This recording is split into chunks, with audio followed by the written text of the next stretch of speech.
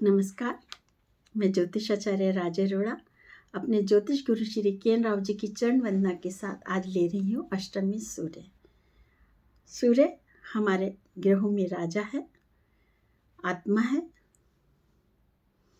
ज्ञान का कारक है, यही हमारे अध्यात्म का कारक भी है। ये हमारा पिता है, ये हमारा डीएनए है। ये हमें वो देता है जो हमें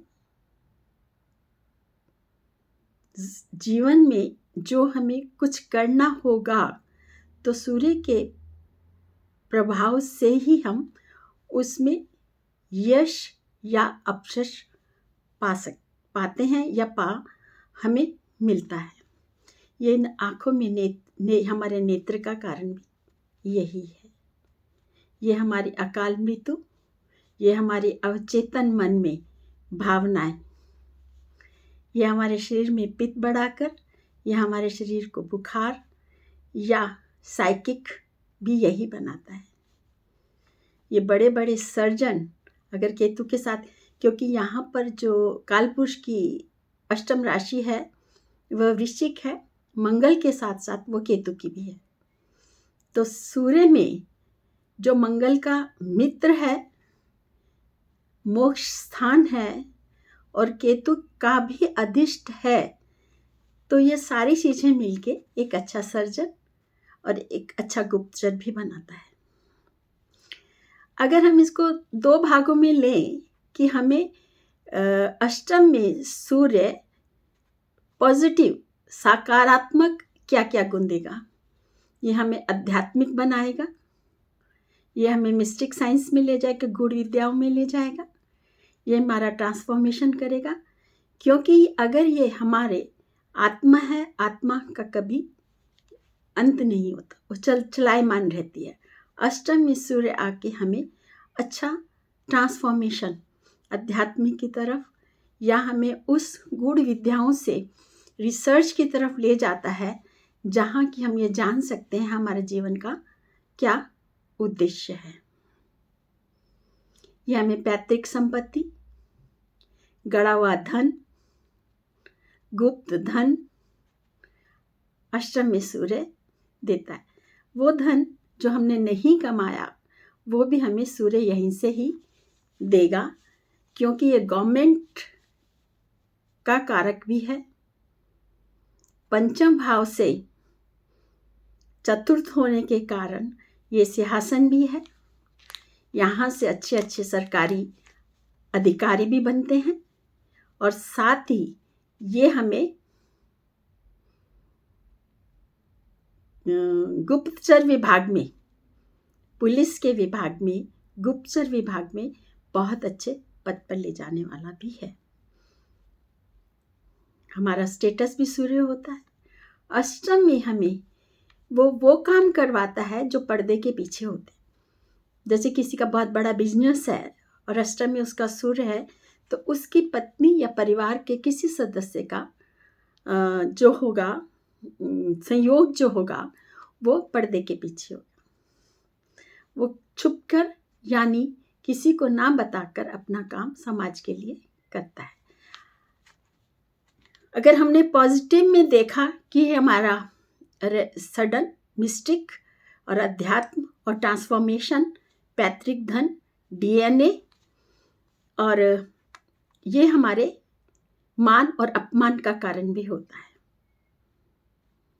ये हमारा ससुराल है, तो ससुराल से मिला धन, ससुराल को देने वाला धन या गड़ा धन, या जो धन हमने नहीं कमाया उसको मेंटेन करने वाला, मतलब बहुत सारे धन जो लीगली नहीं होता उसका मेंटेनेंस करने वाले जो चार्टेड अकाउंटेंट हैं वो यहाँ पर आते हैं। ये तो होगी हमारी पॉजिटिव बातें। चलिए नेगेटिव बातों में हम लेते हैं।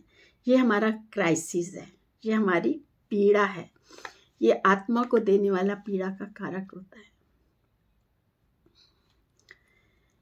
ये क्योंकि हर चीज गुप्त करता है तो कई बार इनको अपमान भी सहना पड़ता है। अपमान भी किन से? अपनों से। समाज से नहीं। जो इनके अपने होते हैं वही इनको धोखा देते हैं या ये उनके अपमान का कारण बनते हैं। या ऐसे कह सकते हैं कि अष्टम के सूर्य वाले को कोई ठीक से घर का समझ नहीं पाता। इस कारण कई बार उसकी नीति या विचार उनसे मतभेद होने के कारण और या पीछे से कोई अपना धोखा देता है और जो अपमान का कारक बन जाता है। ये हमारे नेत्र हैं। नेत्रों का कारक भी सूर्य होता है और ये हमारे समाज, ये क्योंकि दूसरे भाव को देखेगा, ये तो कुटुंब, वाणी और संचित धन तीनों को देखेगा। गुप्त धन तो मैंने बता दिया, पैतृक धन भी बता दिया। इससे सबसे बड़ा जो इसका गुण होता है, ये सरल शांत साधु समाज के शांत और संत लोग होते हैं। ये जो बात होते हैं वह सीधी और सच्ची मुंह पे बोल देने के कारण अपने कई शत्रु भी बना लेते हैं। और मगर ये क्योंकि अष्टम का सूर्य यहाँ पर एक खूबसूरत चीज़ भी ये देता है, क्योंकि ये अपनी बात स्पष्ट कहने के बावजूद भी, इतने दुश्मन होने के बावजूद भी, इतनी मुश्किलों के बाद भी इनकी जीत होती है। उतार चढ़ाव इनके जीवन का एक भाग ही रहता है। अगर अभी थोड़ी किसी चीज़ में असफल हुए हैं तो ये सफल भी बहुत जल्दी होते हैं। ये साइकिक और अगर देखा जाए तो अच्छे सर्जन, नेत्र विशेषज्ञ और मानसिक साइकाइट्रिक्स, और सबसे बड़ी बात ये सबसे अच्छे ब्रेन के सर्जन बन सकते हैं। नेगेटिव में है, इनको क्राइसिस तो मैंने आपको बताया सह नहीं पड़ता है कहीं कहीं, क्योंकि ये कुटुंब का कारक भी है और ससुराल का कारक भी यही है।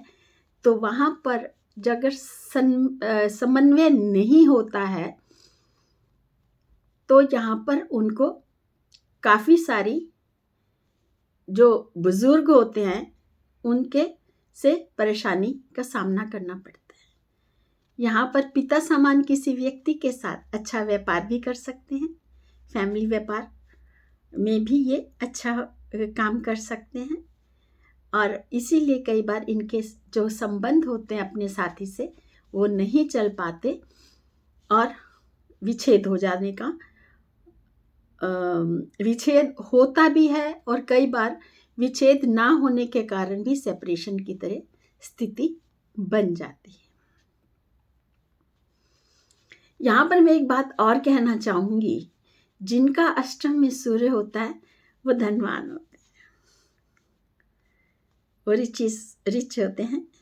और ज़्यादातर अगर कभी बिजनेस में उनको कहीं उतार हुआ भी या कमज़ोर हुए भी या उनका थोड़ा, तो दूसरा काम, मतलब उनके एक के साथ दूसरा काम हमेशा साथ चलता है।